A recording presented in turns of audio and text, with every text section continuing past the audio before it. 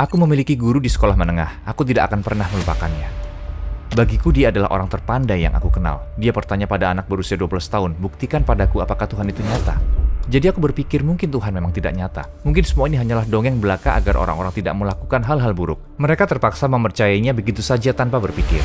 Jadi aku mulai menolak Islam, tidak hanya Islam tapi semua agama. Dan aku menjadi seorang agnostik di masa mudaku.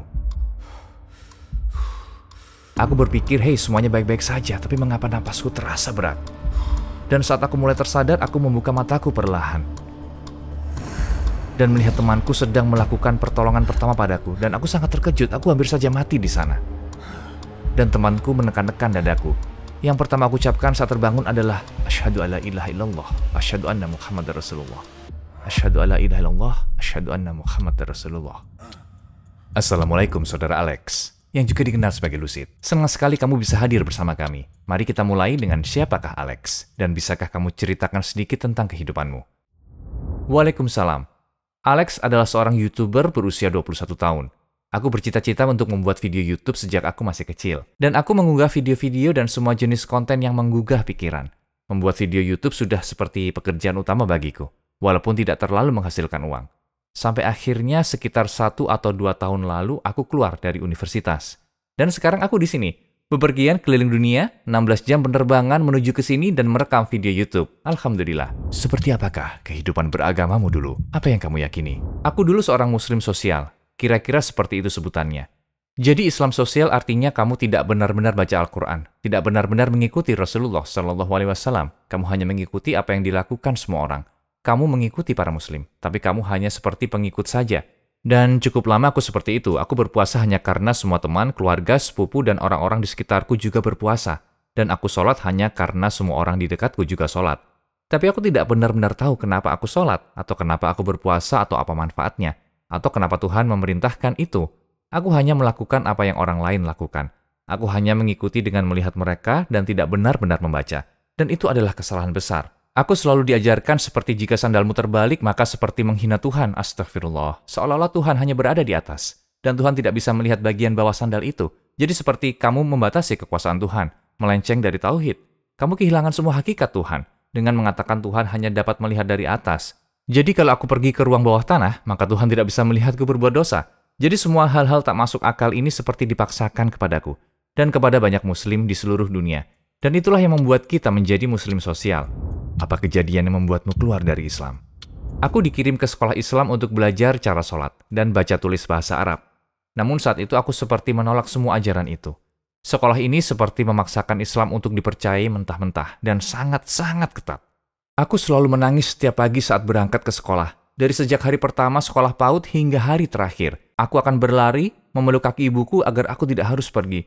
Karena aku tidak mau jauh darinya dan berangkat ke sekolah. Karena di sana sangat ketat dan keras. Jadi saat berusia 4, 5, dan 6 tahun, aku berpikir jika aku tidak mau menjadi bagian dari sesuatu yang sangat mengerikan dan sangat keras. Aku mulai menjauh dan yang sungguh membuatku berpindah haluan dan membuatku menjadi seorang ateis agnostik selama beberapa saat. Dia adalah guruku di sekolah menengah. Aku tidak akan pernah melupakannya. Dan dia menjelaskan di dalam kelas yang penuh dengan siswa muslim dan Kristen, dia mengatakan jika Tuhan itu tidak nyata. Tidak ada bukti empiris yang bisa membuktikan keberadaan Tuhan padaku. Jadi aku tidak mau percaya pada Tuhan. Dan dia bertanya pada anak 12 tahun, buktikan padaku kalau Tuhan itu nyata. Kami semua tentu saja belum punya cukup ilmu. Sekarang aku sudah, tapi dulu aku tidak tahu. Jadi bagiku orang ini adalah orang terpandai yang aku kenal. Jadi aku berpikir mungkin Tuhan itu tidak nyata. Mungkin semua ini hanyalah dongeng belaka agar orang-orang tidak melakukan hal-hal buruk. Mereka terpaksa mempercayainya begitu saja tanpa berpikir. Begitu pula untukku yang juga berpikir demikian di tahun pertama sekolah menengahku. Aku menyadari mungkin semua ini, hal-hal terkait agama ini hanyalah buatan manusia untuk mengatur kita agar kita tidak melakukan hal-hal buruk. Dan bukan benar-benar firman dari pencipta kita. Jika memang kita berasal dari kera, dan hal ini diajarkan kepada kita di sekolah, maka sekolah tidak pernah salah. Sekolah selalu benar. Jika diajarkan bahwa 5 tambah 5 selalu 10, maka kita juga harus terima itu, ya. Mungkin kita dulu adalah kera, dan kita berubah menjadi manusia. Oleh karena itu kita di sini tanpa tujuan, tanpa pedoman, dan tanpa pencipta. Jadi aku mulai menolak Islam. Tidak hanya Islam, tapi semua agama. Dan aku menjadi seorang agnostik di masa mudaku. Setelah menolak agama, apakah kamu merasa puas atau kamu terus bertanya-tanya? Aku melakukan sedikit penelusuran, terlepas dari Islam, dengan tujuan agar mengetahui apakah memang kita memiliki pencipta yang menciptakan kita. Satu yang aku percaya, yaitu energi tidak bisa diciptakan atau dihancurkan. Itu hukum pertama termodinamika, dan semua orang tahu itu. Dan sebenarnya gagasan inilah yang membuatku berpikir mungkin kita semua adalah Tuhan. Mungkin semua manusia, semua makhluk hidup itu adalah Tuhan. Dan kita semua berperan sebagai Tuhan. Tapi itu juga sepertinya tidak masuk akal bagiku. Karena kalau kita semua Tuhan, maka mulai muncul banyak sekali pertanyaan. Seperti dari mana kita sebenarnya berasal? Apakah kita akan hidup selamanya? Bagaimana jika hal buruk terjadi? Haruskah aku menanggung beban jika sesuatu yang buruk terjadi padaku atau orang lain? Dan jika kita semua Tuhan, bukankah hal ini justru membatasi Tuhan itu sendiri? Karena kita jelas tidak abadi, kita punya awal. Kalau Tuhan punya awal, apa dia Tuhan sejati?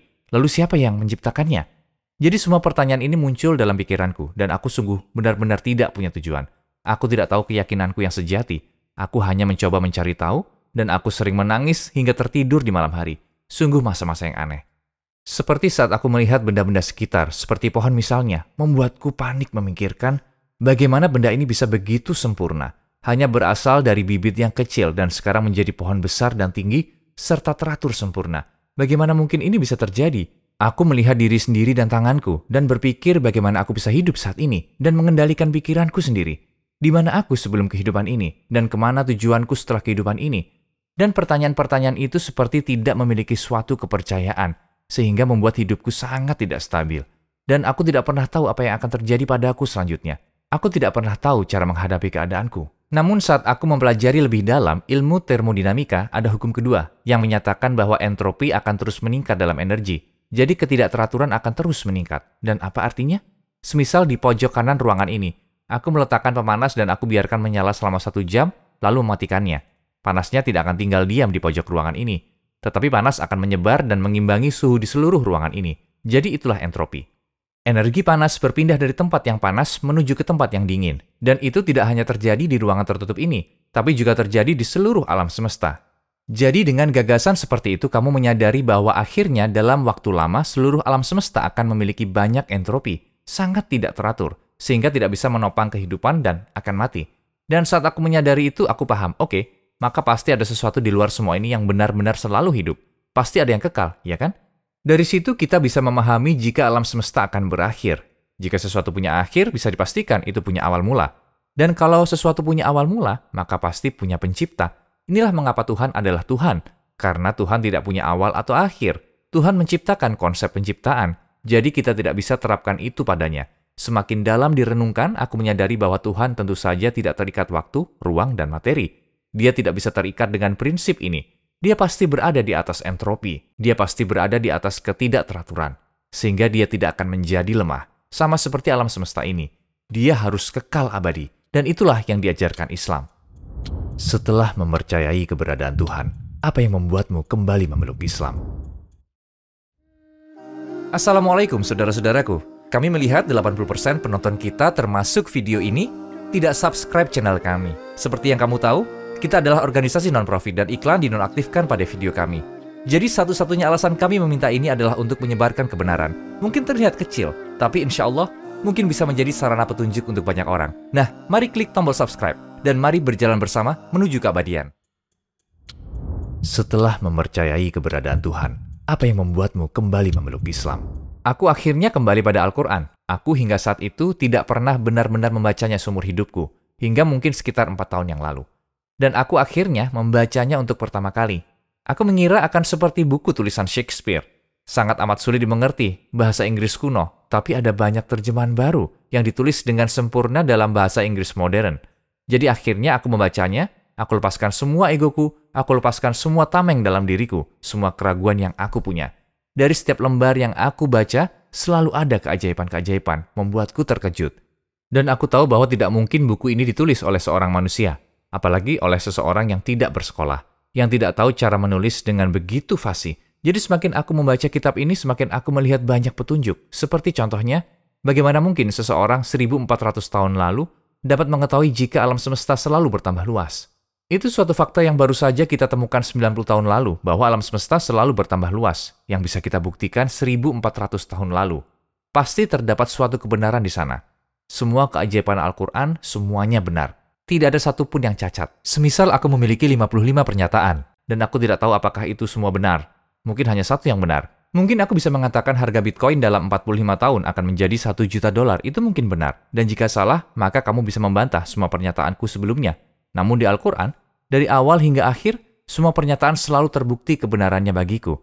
Aku sangat terkejut ternyata selama ini yang aku pikir mengikuti ajaran Islam ternyata sama sekali bukan Islam. Rasanya seperti aku baru pertama kali bertemu agama ini. Oke, sehari sholat 5 waktu dan puasa dan mengerjakan semua ini, bukan seperti robot. Ada bagian-bagian di Al-Quran yang mengajarkan untuk jadi orang yang baik dan cara berinteraksi kepada sesama manusia. Seiring aku membaca Al-Quran, hanya butuh beberapa kali saja sudah membuatku terpukau. Aku ucapkan kalimat syahadat lagi dan lagi. Aku ucapkan berulang-ulang kali. Dan kali ini aku mengucapkan dengan penuh keyakinan.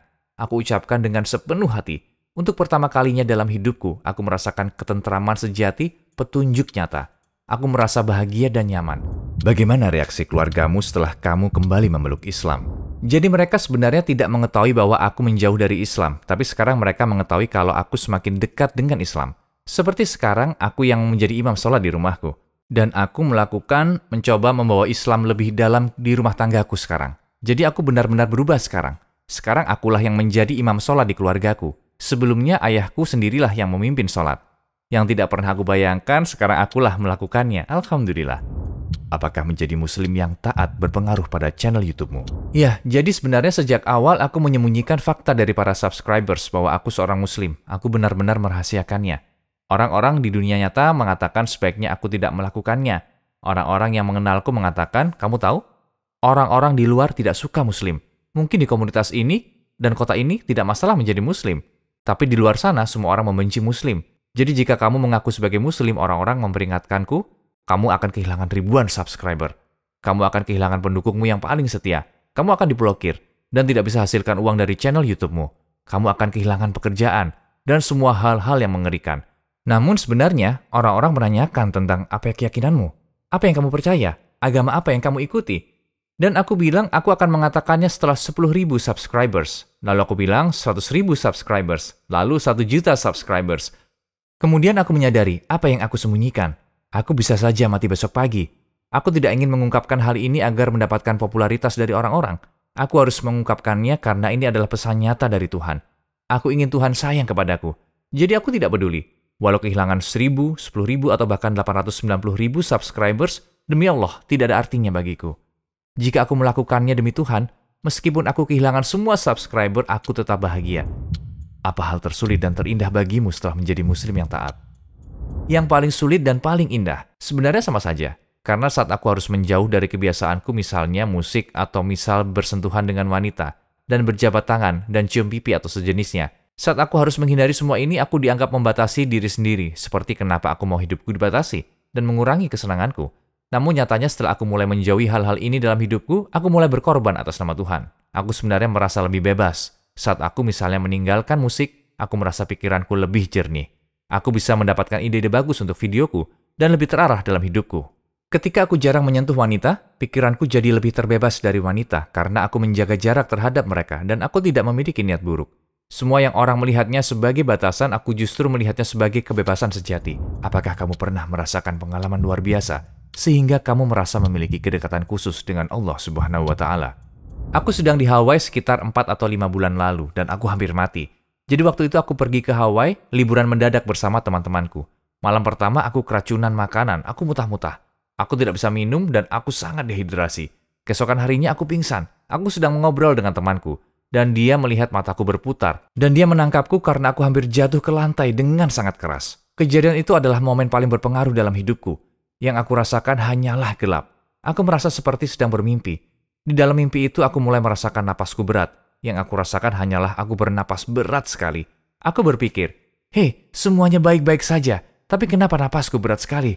Dan saat aku mulai tersadar, aku perlahan membuka mata dan melihat temanku sedang melakukan pertolongan pertama. Dan aku sangat terkejut. Seperti aku hampir mati di sana.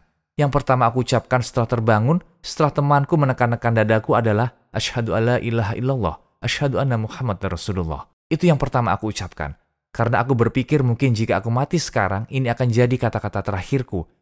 Aku harus pastikan bahwa aku benar-benar taat, dan aku sepenuhnya yakin. Jadi itulah pengalaman yang benar-benar membawaku semakin mendekat dalam Islam. Apakah ada pengikutmu yang menjadi muslim setelah kamu mengungkap keyakinanmu? Bagiku menjadi seorang muslim, aku merasa telah menginspirasi banyak orang di channel YouTube milikku.